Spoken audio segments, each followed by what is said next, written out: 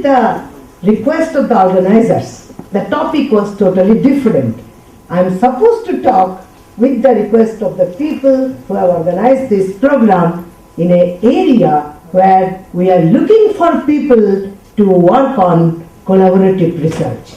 I am basically from DRDO, and till today after my retirement I am very much connected with DRDO in various capacities, and have also brought in the Nitte Meenakshi Institute a large number of projects from DRDO, DST and other organizations.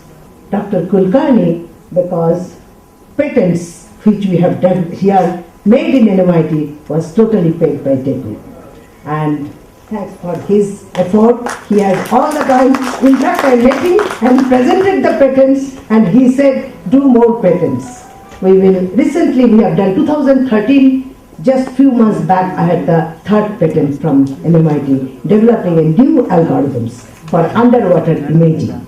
My basic area is image and video processing, an embedded processor, and a kind of multidisciplinary research is the word of my career has grown around multidisciplinary research, starting from 30 years back or maybe 20 years back, my PhD also in an industry-sponsored project in CSIR. I started my career in CSIR, Council of Scientific and Industrial Research. Somebody spoke about it. It's one of the great organizations. I became PhD at an early age only because I worked in CSIR. Because CSIR earlier time have really promoted the PhD.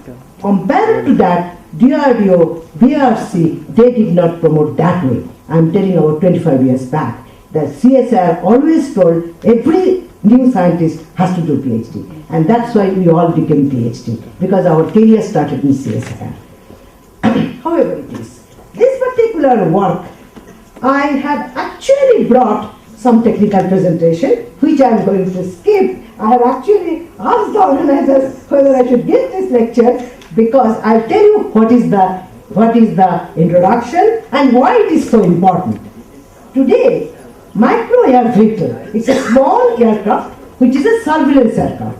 I'm not sure whether you know about the defense, the aeronautical development establishment where I have worked for a long time on the unmanned surveillance program, and actually this Rashida who is sitting is one of my colleagues from the unmanned surveillance program, and we all have worked for unmanned aerial vehicle. And the various systems we have developed, intelligent systems, being the area of sensor development and the processing, and also a real-time requirement, we needed certain things to be developed, and it was an effort of 15 to 17 years of hard effort that we built some systems. They are not the best system in the world. They have all gone for trial, and that's the way, thanks to DRDO, it gave us the opportunity, all of us, to learn things, to get failure, and from the failure learn the success. So, but those aircraft on which we worked in DRDO was little bigger aircraft. We start with mini UAV and all those.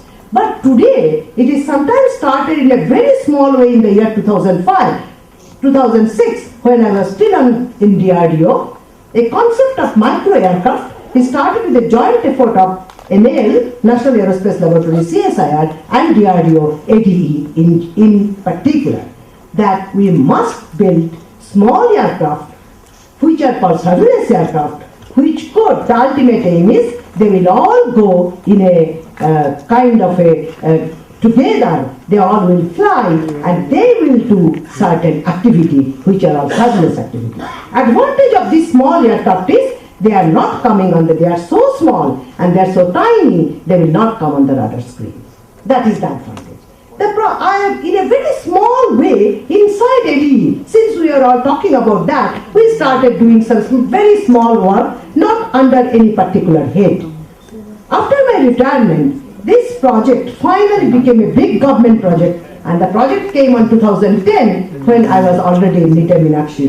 And actually my first work was the satellite. 2008 I joined, 2010 the satellite flew. After that, this micro air vehicle project was sanctioned. Before that, I have taken 3 successive projects from my alma mater, Aeronautical Development Establishment. One of the major important thing of this vehicle